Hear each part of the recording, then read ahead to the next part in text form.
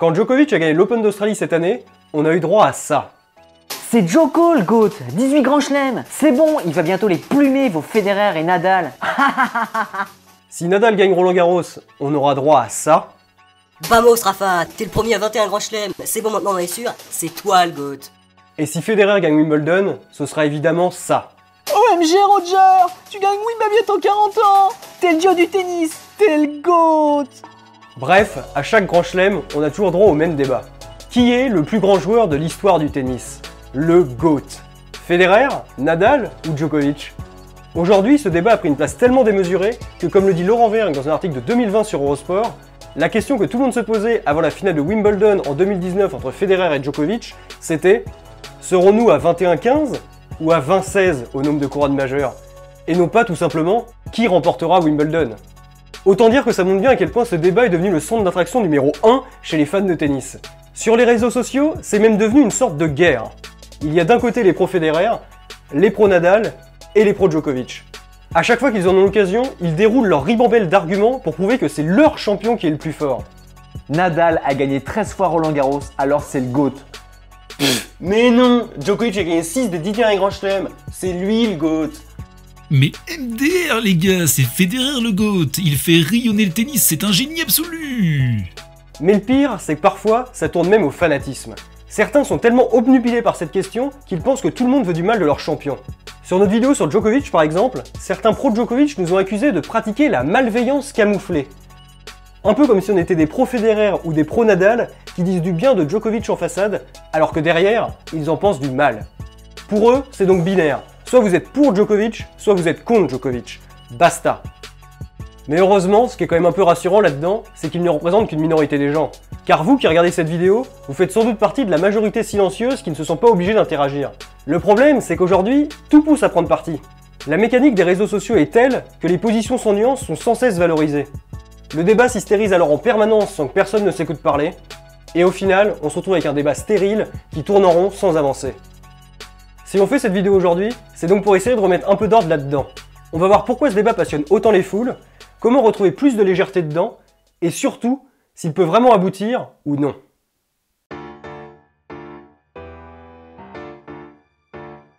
Depuis quelques années, il faut bien dire que cette histoire de GOAT, c'est un débat qui intéresse beaucoup. On pourrait même dire que c'est un peu devenu un effet de mode. Car quel que soit le sport, tous les fans aiment se prendre au jeu de déterminer quel est le meilleur joueur de l'histoire.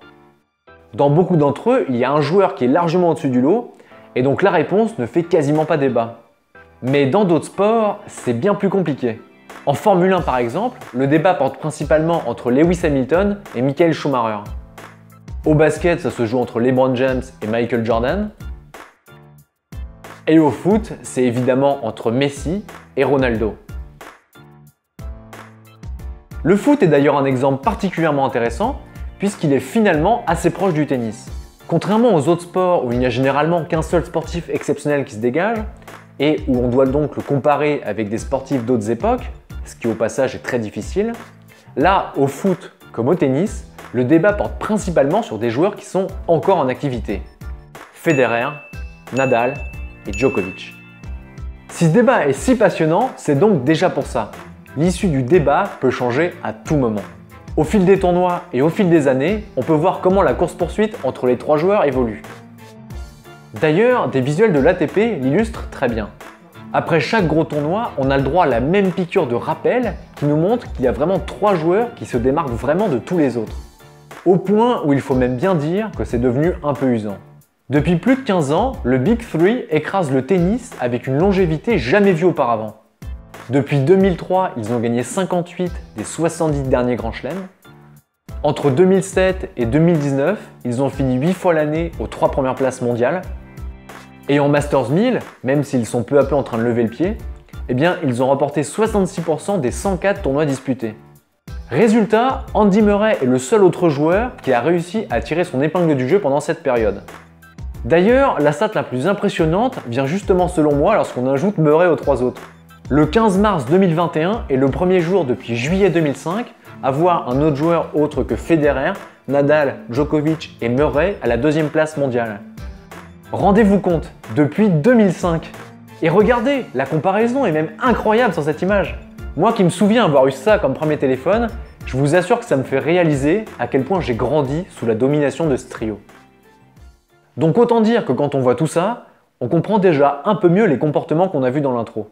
Devant une telle domination, c'est tout à fait normal de vouloir comparer les 3 joueurs entre eux. C'est difficile de se dire qu'ils ont tout autant marqué l'histoire, et donc que Federer égale Nadal égale Djokovic. Non, à la place, on veut pouvoir établir une hiérarchie précise. Numéro 1, joueur 1, numéro 2, joueur 2, et numéro 3, joueur 3. Et d'ailleurs, pour être honnête avec vous, ce n'est que très récemment que je me suis rendu compte de ce besoin qu'on a de faire des classements. Parce que regardez par exemple les vidéos de type top 10 sur YouTube. Il y en a vraiment énormément, et souvent, ce sont des vidéos qui arrivent à capter notre attention et qui fonctionnent très bien. Ou alors pire, regardez le phénomène plus récent des tier lists. Vous savez, ce sont ces listes où on classifie des éléments en plusieurs catégories pour savoir quels éléments sont meilleurs que les autres. À la base, c'est plutôt un truc utilisé en jeu vidéo, mais c'est vrai que maintenant, on le retrouve dans plein de domaines. Sur Reddit dans des mèmes, avec Antoine Daniel pour classer les départements français, et même avec notre ami Service Volé pour classer les joueurs du top 50 mondial. En fait, c'est con, mais ça nous intéresse de savoir quel joueur va se retrouver en haut de la liste et quel joueur va se retrouver en bas. Bah alors les gars, on parle du GOAT aussi comme ça? Ah bah t'inquiète pas Service Volé, on revient justement vers toi plus tard dans la vidéo. Selon moi, si ces classements fonctionnent aussi bien, c'est pour 2 raisons. Premièrement, le sentiment de fierté. Quand on est directement impliqué par le classement et qu'on supporte un joueur, eh bien on éprouve de la fierté si celui-ci se retrouve au-dessus des 2 autres. Par exemple, imaginez la réaction des gens en Serbie si les médias annonçaient de manière définitive que Djokovic est le GOAT. Ce serait la grande fierté nationale. Ou imaginez si au contraire, comme Grégoire, le département de l'Eure se retrouvait en D-tiers. Eh bien là, vous vous sentirez tout de suite beaucoup moins fier. Ouais, mais bon, après, faut dire qu'ils y connaissent vraiment rien aussi. Et deuxièmement, parce que c'est plus simple pour notre cerveau. Ça, c'est un point qui rejoint ce que dit le psychologue Daniel Kahneman dans son livre Système 1, Système 2. Dedans, il nous explique que notre cerveau cherche toujours à éviter les raisonnements complexes en les remplaçant par des raisonnements plus intuitifs. Et pour ça, il s'appuie beaucoup sur la mémoire et donc sur des hiérarchies qui sont faciles à retenir, comme des classements. Du coup, ça veut dire que même quand on n'est pas impliqué directement par un top 10, ce qui est quand même souvent le cas, eh bien c'est un format qui est quand même utile et pour lequel on éprouve de l'intérêt. Donc vous voyez, pour toutes ces raisons, c'est quand même difficile de rester insensible à ce débat du GOAT. Il est donc grand temps de trancher. C'est qui le GOAT ?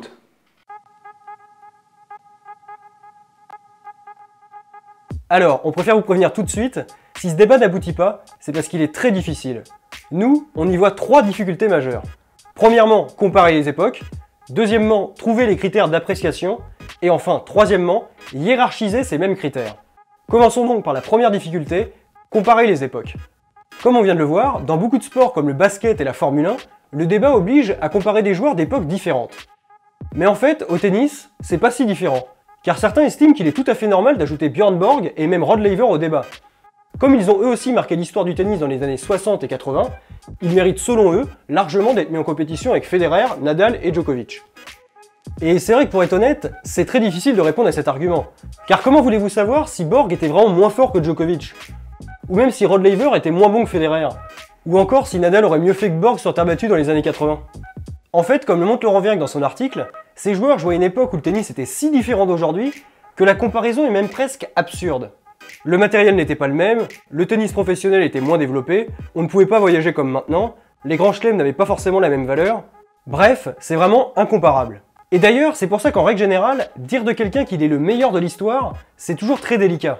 Dans notre vidéo sur Djokovic par exemple, on avait dit que Djokovic était largement considéré comme le meilleur retourneur de l'histoire. Du coup, ça nous avait valu certaines critiques dans les commentaires. Parce que c'est vrai que dans l'absolu, on peut pas vérifier. On peut au mieux se baser sur des déclarations de joueurs qui ont joué à la fois contre Djokovic et contre d'autres joueurs qui ont un excellent retour. Mais savoir si Djokovic a réellement un meilleur retour que Agassi ou même Connors, avec le matériel et les conditions de leur époque, c'est très difficile à dire. Du coup, pour que ce soit plus simple, on va recentrer le débat sur le Big Three. Mais vous allez voir que maintenant, c'est là que ça se corse vraiment.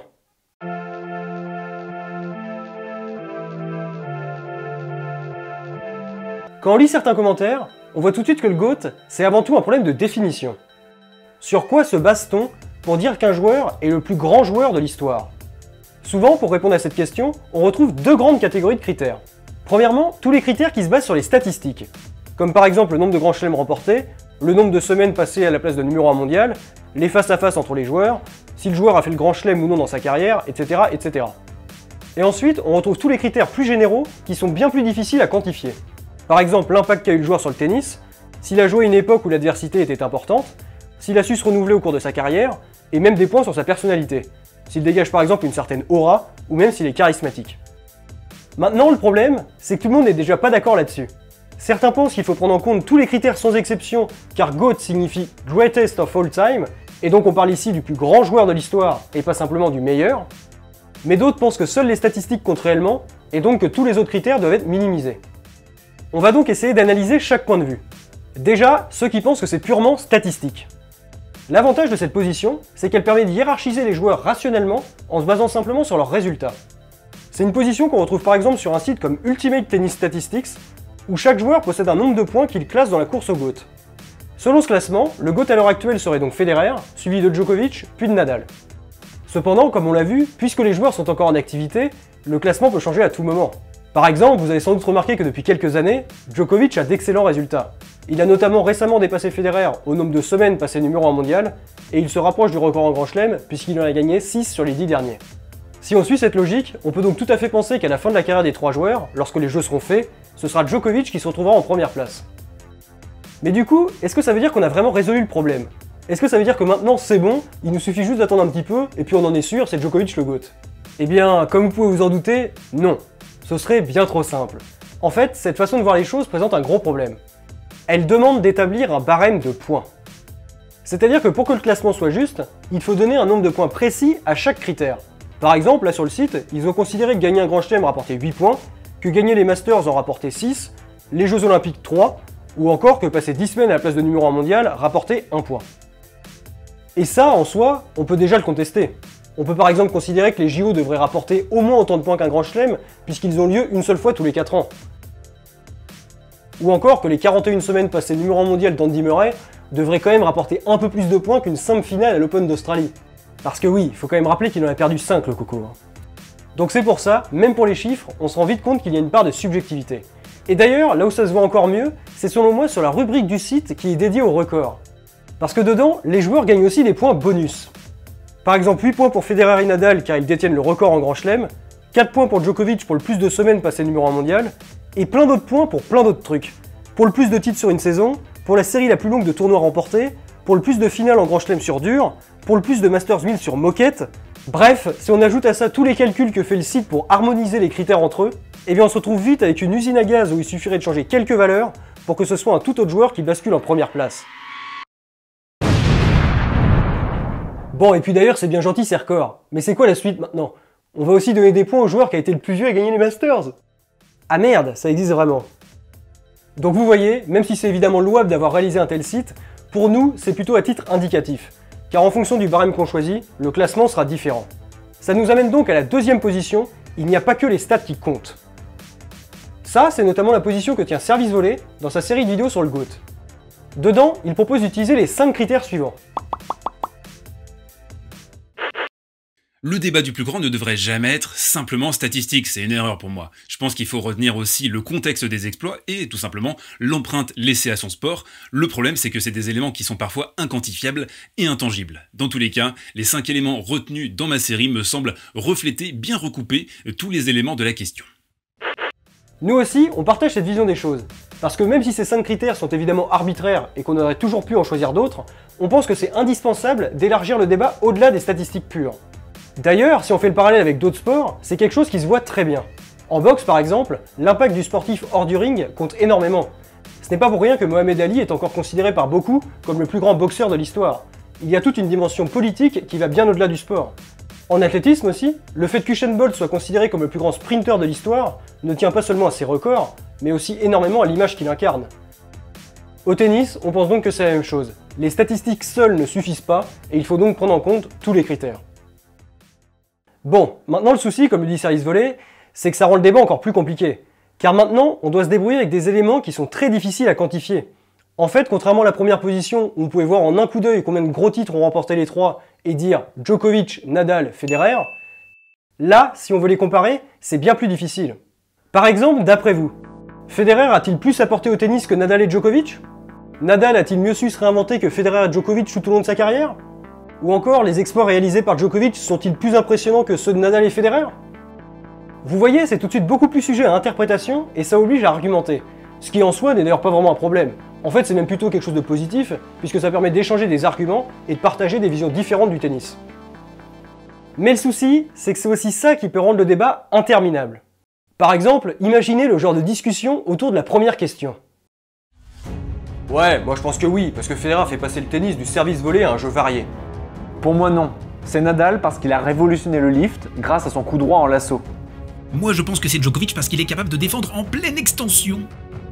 Ou sur la deuxième, Oui, car Nadal est passé d'un jeu de fond de cours de terre battue à un jeu bien plus agressif. non, c'est Federer, parce qu'il a révolutionné son revers en 2017 contre Nadal à l'Open d'Australie. Pour moi, c'est Djokovic parce qu'il a énormément progressé techniquement. On critiquait son service au début de sa carrière, mais c'est aujourd'hui l'un des meilleurs au monde. Et vous pouvez répéter ça à l'infini pour chaque critère. En fait, comme le montre un commentaire laissé sur une vidéo de service volé, tout le monde aura toujours des arguments à donner de chaque côté. Voici tout ce que vous pouvez dire pour montrer que Federer est le GOAT, ou au contraire, qu'il ne l'est pas. Autant dire que si vous amusez à faire la même liste pour Nadal et Djokovic, eh bien vous avez de quoi débattre pendant des heures. Oui, car Nadal est passé d'un jeu C'est de Nadal, terre parce qu'il a battue à un révolutionné jeu son bien revers plus grâce à agressif. Nadal à l'Open d'Australie. Est-ce que tout ça peut aboutir? Eh bien, pour être honnête avec vous, on pense que oui. On pense que c'est possible d'arriver à un consensus et de proposer un classement pour chaque critère. Un peu comme si on classait les joueurs comme ça. Alors attention, parce que j'en vois déjà s'exciter dans les commentaires. En fait, c'est juste un exemple.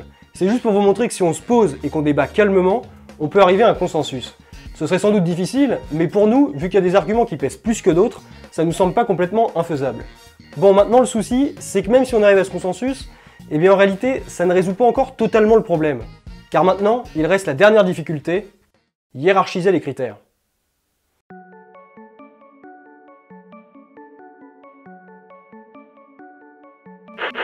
Pour y voir plus clair, on a demandé l'avis sur le GOAT de 3 personnes qui suivent le tennis de manière différente. Service Volé, qui a fait une série de vidéos sur le GOAT, Victor, qui joue au tennis en compétition au niveau amateur, et enfin Romain, qui donne des conseils sur sa chaîne YouTube Tennis Tempête. Alors pour moi, pas de doute possible. Le GOAT, c'est Federer.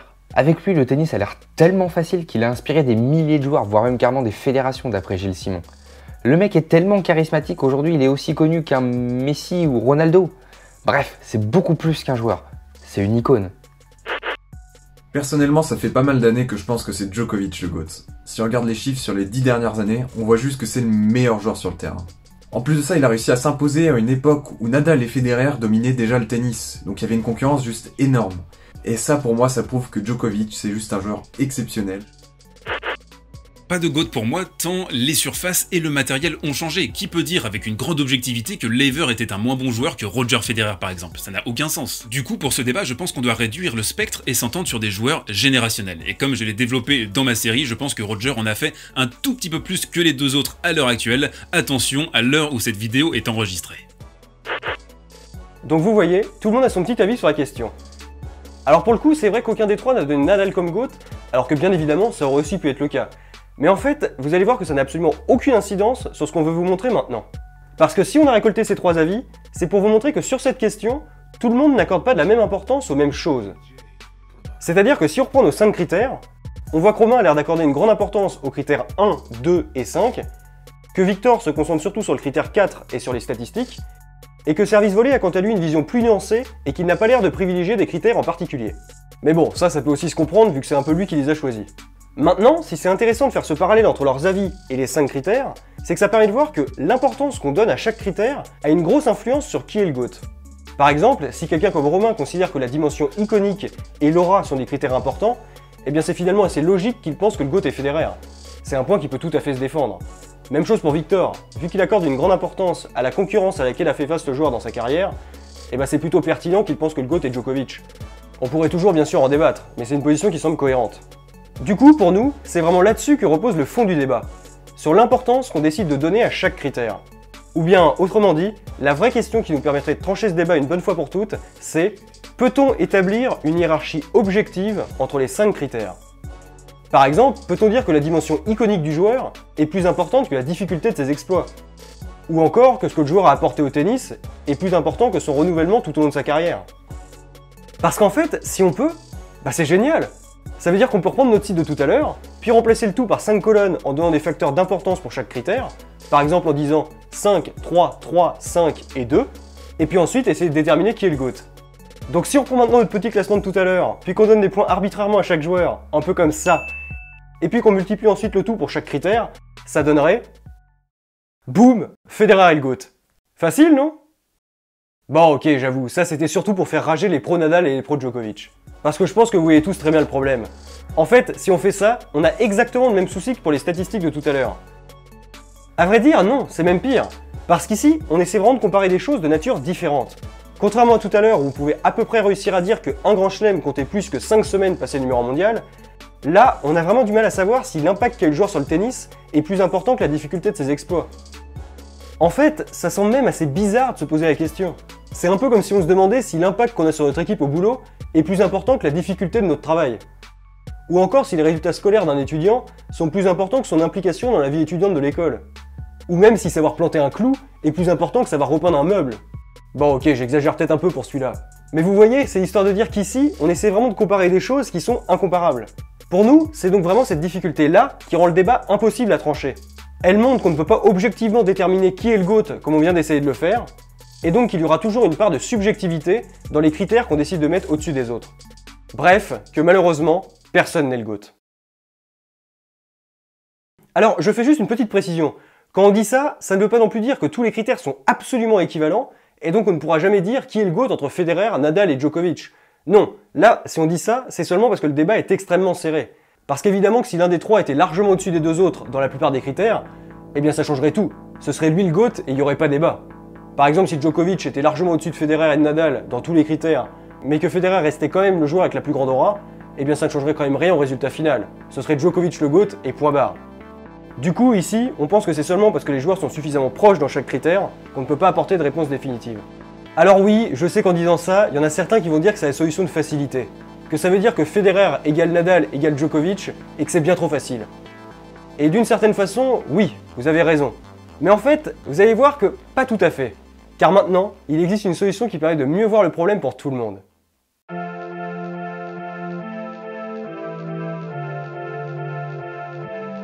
Pour nous, il existe une position qui permet de voir le débat de la meilleure façon possible. Et cette position se résume en une seule phrase. Le GOAT est une affaire de sensibilité. Qu'est-ce que ça veut dire? Eh bien écoutez, cette idée vient d'un philosophe américain du 19e siècle qui s'appelle William James. Pour résumer très grossièrement, l'un des points majeurs de sa philosophie, c'est que nos idées sont le résultat de notre sensibilité. C'est-à-dire que selon lui, si nous sommes attirés par certaines idées et pas par d'autres, donc par exemple dans notre cas par l'idée que Federer est le GOAT et pas par celle que Djokovic est le GOAT, eh bien ce n'est pas parce que cette première idée est vraie tandis que l'autre est fausse, mais seulement parce que nous sommes plus sensibles à la première qu'à la deuxième. Bon alors là j'imagine que vous avez un peu de mal à voir où je veux en venir. Donc laissez-moi vous expliquer ce que William James entend par sensibilité. Dans son livre Le Pragmatisme, il donne des exemples de sensibilité pour deux types de personnes. Celles qui adhèrent à un courant philosophique qu'on appelle le rationalisme, et celles qui adhèrent au courant opposé qu'on appelle l'empirisme. Maintenant, ce qu'il dit, c'est que les rationalistes sont des personnes plutôt optimistes, attirées vers l'idéal, qui recherchent l'unité et les choses intactes. Tout ça, ce sont des choses qui font partie de leur sensibilité. Et au contraire, il considère que les empiristes sont des personnes plutôt pessimistes, sceptiques, et qui s'en tiennent strictement à ce qu'elles peuvent connaître dans le monde qui les entoure. Bon, alors là pour le coup, j'admets que ça semble vraiment abstrait et plutôt compliqué. Mais en fait, je ne vous demande absolument pas de comprendre ce que veulent dire les mots rationalisme, empirisme ou même unité. Ça n'a vraiment aucune importance. Là, si je vous donne cet exemple, c'est pour vous montrer que des personnes qui ont des sensibilités différentes auront des idées différentes. Et maintenant, là où je veux vraiment en venir, c'est que selon cette conception, la vérité n'est jamais absolue. C'est-à-dire que dans cet exemple, il n'y a aucune des deux idées qui est absolument vraie. Ni le rationalisme, ni l'empirisme. Il y a juste des sensibilités qui font adhérer soit à l'un, soit à l'autre. Et ça, c'est vraiment un point crucial, parce que ça va nous permettre de faire le parallèle avec le tennis. Vu que Federer, Nadal et Djokovic ont des personnalités et des styles de jeu très différents, un peu à l'image des deux courants philosophiques qui sont eux aussi très différents, eh bien on peut s'amuser à les remplacer par les trois idées suivantes. Federer est le GOAT, Nadal est le GOAT, et Djokovic est le GOAT. Et ainsi se rendre compte que là aussi, il n'y a aucune de ces trois idées qui est absolument vraie. Comme pour l'exemple d'avant, il y a juste des sensibilités qui font adhérer à l'une des trois. Il y aura donc des personnes qui ont une sensibilité pour penser que Federer est le GOAT, d'autres qui en ont une pour penser que Nadal est le GOAT, et d'autres qui en ont une pour penser que Djokovic est le GOAT. Donc maintenant, je sais pas si vous voyez bien ce qui est en jeu, mais on va essayer de déterminer pourquoi quelqu'un pense que le GOAT est l'un des trois. Par exemple, pourquoi Romain pense que le GOAT est Federer, plutôt que Nadal ou Djokovic? Quelle sensibilité est-ce qu'il peut bien avoir pour penser ça? Alors évidemment, c'est assez difficile de répondre, mais on pourrait par exemple proposer que ceux qui pensent que Federer et le GOAT sont des personnes attirées par l'élégance et les styles de jeu offensifs, ceux qui pensent que c'est Nadal sont plutôt attirés par la détermination et les styles de jeu puissants, et ceux qui pensent que c'est Djokovic sont plutôt attirés par la défiance de l'adversité et par les styles de jeu défensifs. Bon alors bien sûr, ne prenez pas non plus ça au pied de la lettre, parce que j'en vois déjà sursauter en tant que Djokovic a un style de jeu défensif. En fait, il faut bien se dire qu'on aurait pu ajouter plein d'autres éléments pour chaque sensibilité. Là, ce sont juste des propositions. Mais maintenant, je pense que vous comprenez mieux ce que je voulais dire au début, quand je disais que le GOAT était une affaire de sensibilité. Tiens, et d'ailleurs, Romain, est-ce que tu te reconnais dans cette description? C'est vrai que si je prends un peu de recul par rapport à la question, c'est parce que j'aime le style de Federer que j'ai envie de le nommer GOAT. En toute honnêteté, je suis pas très fan du personnage de Djokovic, et le jeu de Nadal est un peu trop bourrin à mon goût. Au final, dans mon jugement, il y a assez peu d'éléments factuels et surtout beaucoup de ressentis. C'est ça, c'est vraiment là qu'on se rend compte que la subjectivité prend le pas sur les éléments factuels. D'ailleurs, j'en profite aussi pour faire une autre précision. En fait, là, dans l'exemple que je viens de vous donner, il faut bien se dire que les trois joueurs ont des points en commun. C'est-à-dire que contrairement aux deux courants philosophiques de tout à l'heure qui n'ont absolument rien à voir entre eux, là, les joueurs ne sont pas non plus complètement aux antipodes. Du coup, c'est pour ça que vous pouvez tout à fait vous reconnaître dans plusieurs joueurs à la fois. Par exemple, à la fois dans Nadal et dans Djokovic, car vous êtes sensible à leur côté guerrier et combatif sur le court. Mais bon, au final, ça reste un détail. Parce que vous allez voir que maintenant que vous voyez les choses comme ça, eh bien ça change tout.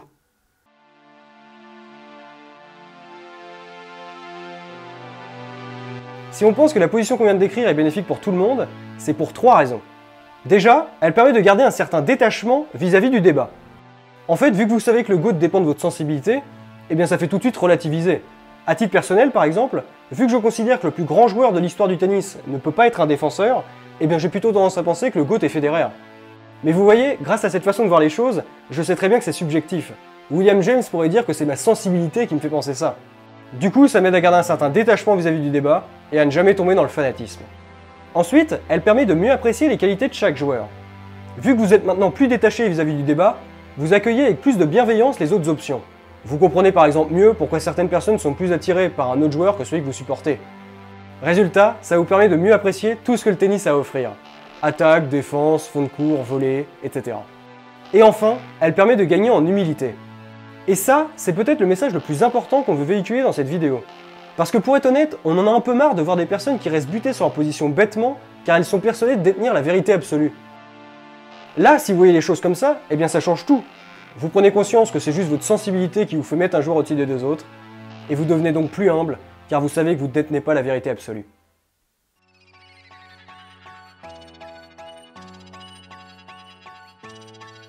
Après tout ça, peut-être qu'on vous laisse encore un peu sur votre faim. Parce que dire qu'on ne peut pas savoir qui est le GOAT à l'heure actuelle, on est bien conscient que ça ne satisfera pas grand monde. Mais pourtant, quand on dit ça, ça ne veut pas non plus dire qu'on ne le saura jamais. Parce que pour nous, c'est l'histoire qui tranchera. Ce sont les années qui passent qui diront au final qui est le meilleur des trois. C'est seulement avec du recul qu'on pourra vraiment s'en rendre compte. Parce que d'après vous, de qui se souviendra-t-on réellement dans 30 ou 40 ans?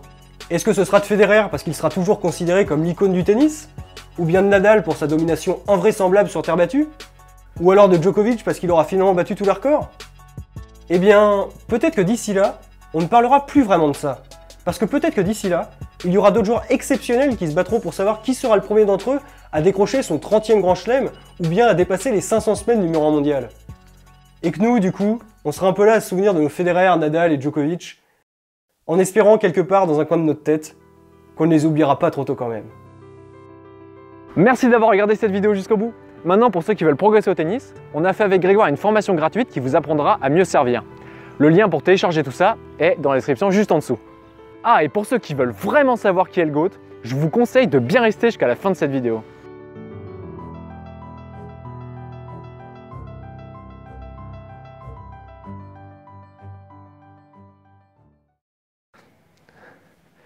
Ouh là là, ah, je crains vraiment le pire dans l'espace commentaire là. Ah, c'est clair.